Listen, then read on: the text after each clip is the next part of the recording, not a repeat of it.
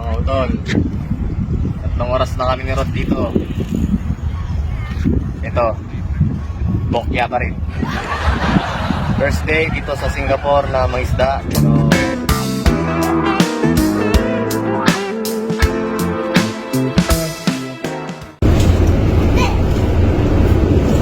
tayo gumatang tibag ni hindi ka daw nalalaka pag ni Rod.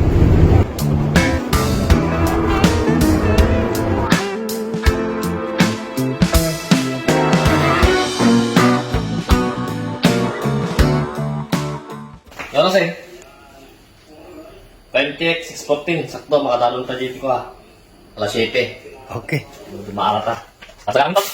Hindi kami. Hindi na ito dumaan ito. Let's go!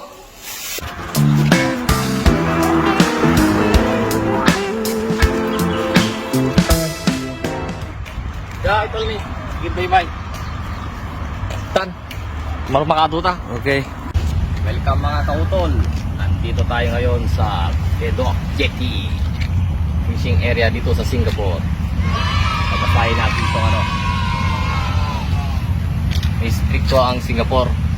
May policy sila sa panguhuli ng isda. Yan, pasayin natin. Ayan yung mga species na pwedeng mahuli dito sa Bedok Jetty. Okay.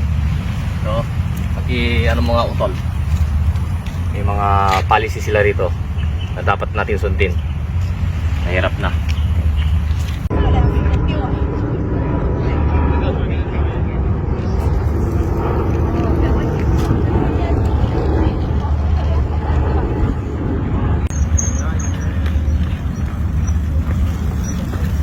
So, nagpilit na kailang ditamban. Awan tiyak pantay iti naraking lamis no tamakalang ditamban. Matanaga na kaya umpek-sip-top sika.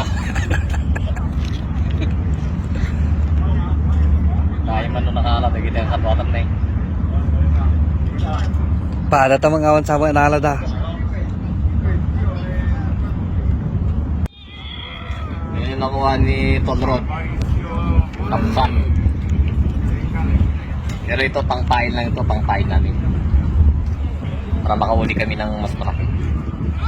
Ito muna ang inuuli namin, mga maliliit tamban, pangpain namin para sa malalaki. Abang lang mamaya mga tol. Meron na kaming nahuli namin kanina una, kinain na namin.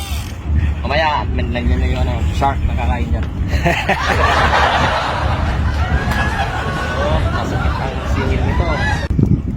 So mga utol, 3 oras na kami ni Rod dito.